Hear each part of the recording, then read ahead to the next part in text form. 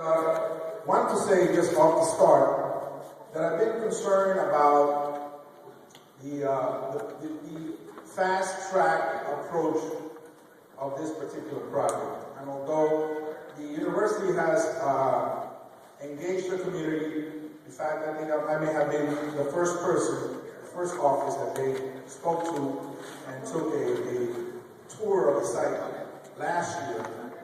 I think that in the last few months, the community has not fully been advised of action. In fact, I just learned of the Tuesday the Tuesday hearing vote last Friday.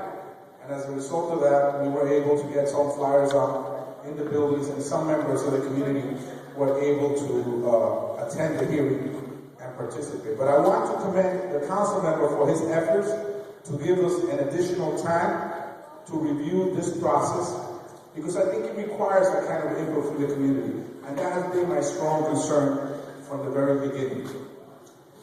I reviewed the list of recommendations and requests put together by the community board in a formal resolution. I won't bore you with the details because I'm sure you have a copy of it. But I must say that I am fully supportive of those recommendations as they were put forward by the community board, which included, by the way, that the university engage all of the elected officials as well as the entire community in this process.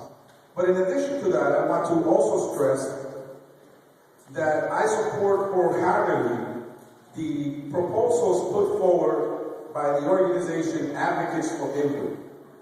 I think that they are strong proposals. They have strong concerns, legitimate concerns that must be aired, must be discussed. Some of these proposals and concerns are detailed, I'm sure, in their presentation, which they will bring forward soon. But I just wanted to quickly just go some of them. For example, there are some waterfront issues. As you know, the city has engaged in a major waterfront plan for the entire island, and there are some concerns on waterfront issues, as well as access to the waterfront by the community. There's also a lack of welcome Congressman Rangel and Assemblymember Linares to the meeting. There are also concerns or confusion as to what is Parks land and what is Columbia land. And Advocates for Inwood have stressed that, in fact, the parkland area around the complex is much larger than it has been presented. So we want a clarification from Columbia University as to what is parkland. In addition to that, there is some concern with the tennis bubble. As you know, that structure is a temporary structure. It's supposed to be used seasonally, but it's not. We as neighbors know that it's there the full 12 months of the year. Now that structure is proposed, Columbia University is proposing to eliminate that quote-unquote temporary structure for a permanent facility, a new building. And if that is to be the case, and there are some ground rules, there are some waterfront issues that must be addressed, there are other types of concern that also must be addressed before we move forward. You know, these are just a few of the issues that have been presented by Advocates for Inwood. As I said earlier, I embrace the full gamut of requests presented by the community board, but also I understand that there's a broader community, particularly the community of Inwood, my neighbors, that have additional concerns that must be aired and resolved and addressed. And I think that has not happened.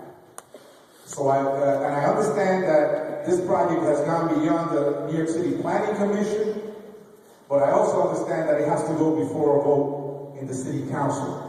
And before I am ready to support the project, I would like to see both the requests made by the community board as well as the concerns and the requests brought forward by Advocates for Inwood fully considered.